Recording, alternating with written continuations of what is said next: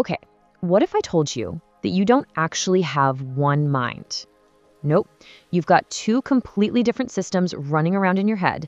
And here's the kicker. Most of the time, you have no clue which one's actually driving. All right, so let's meet the two characters in the story of, well, your mind. First up, you've got System 1. This one's fast, it's automatic, it's all emotion. It's your gut reaction, right? Then there's System 2. This one's the total opposite. Slow, deliberate, totally logical. This is your deep thinking, analytical brain. You can think of it like this. One's a sprinter, the other's a marathon runner. So here's what's wild. Most of your life, like the vast majority of it, is actually run by System 1. That instant judgment you make about someone you just met, the snap decision to slam on the brakes in traffic, that gut feeling you get about a new business idea, yep, that is all System 1. It's super, super efficient, but, that speed comes with a cost. Okay, so if this fast and furious system is running the show, where do our biggest mistakes actually come from? I mean, our most costly errors. See, the real danger isn't just that System 1 is in charge. The real problem, the trap, is when you think you're being all logical and using that smart System 2, when really, you're just following whatever your emotional, automatic brain told you to do in the first place.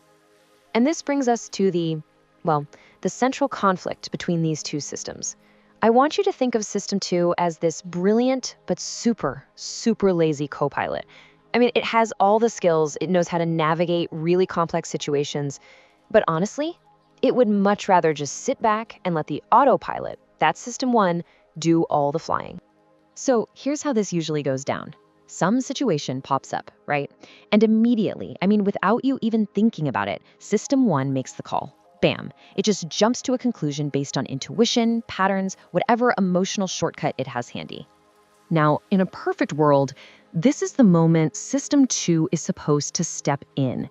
Its whole job is to be the quality control inspector, to slow things down, actually look at the facts, and double-check the math on System 1's gut reaction. It's supposed to be the voice of reason. And this is the critical flaw in the whole setup. System 2 is lazy. It hates effort. Real deep logical thinking, that takes a ton of energy, and your brain is basically programmed to save energy whenever it can. So it's always looking for the easiest way out. And what's the easiest path? Well, it's just to rubber stamp whatever System 1 already decided. Quick approval, no effort required.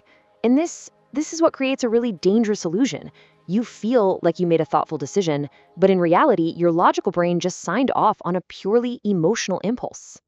So this, let's call it flawed partnership, it creates some really powerful and dangerous illusions. These are the cognitive biases that lead us totally astray in everything from our money to our relationships. Let's actually dive into a few of the most common mental traps we all fall into because of this. All right, first up, confirmation bias. This one's a classic. Let's say your System 1 decides it loves a certain deal. It just gets a good vibe from it. It then tells System 2, hey, go find me some proof that I'm right. And what does our lazy System 2 do? It happily goes out and finds all the data that supports that feeling while just, completely ignoring all the giant red flags waving in the background.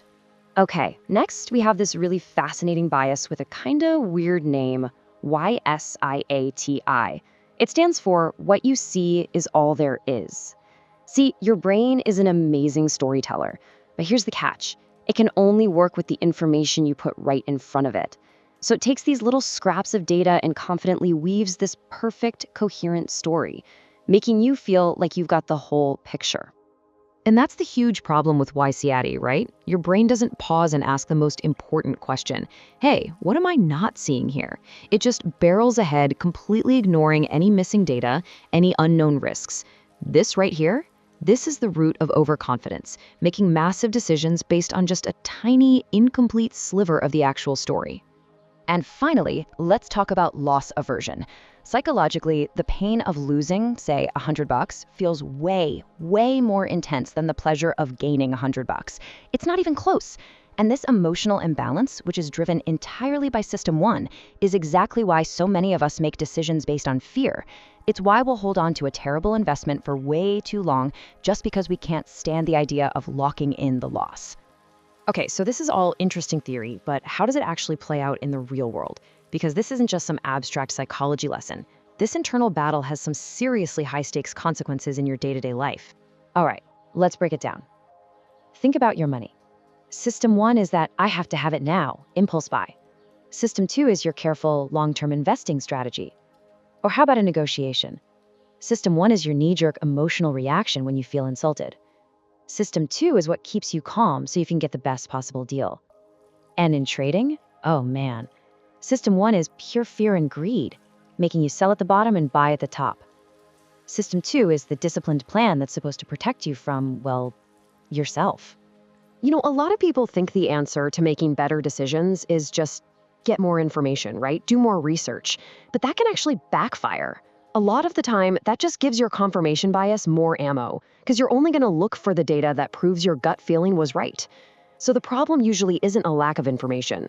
Now, the crucial point is this. The root cause of our biggest mistakes is using the wrong system for the job. It's that simple.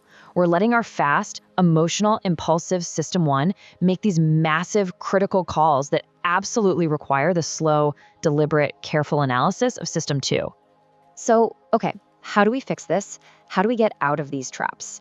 Well, the good news is it's not about trying to become a totally different person. It's about having a much better strategy. It's about learning that sometimes you have to slow down to win. Okay, first things first, let's be super clear about this. The goal here is not to eliminate System 1. You can't, and honestly, you wouldn't want to. That automatic system is what helps you navigate thousands of tiny decisions every single day. So the trick isn't to get rid of it, it's to learn how to manage it. So here it is, a simple but really powerful 3-step framework. Step 1, recognize when System 1 is taking over. Do you feel that rush of emotion, that gut feeling that you're 100% certain? That's your cue. Step 2, force a pause. Just stop. Don't act immediately. Create a little bit of space between the impulse and the action. And step 3, deliberately engage System 2. Ask yourself those hard questions. What am I missing here? What's the other side of this argument? That conscious, deliberate intervention, that is the whole game. Because in the end, it all comes down to this one idea.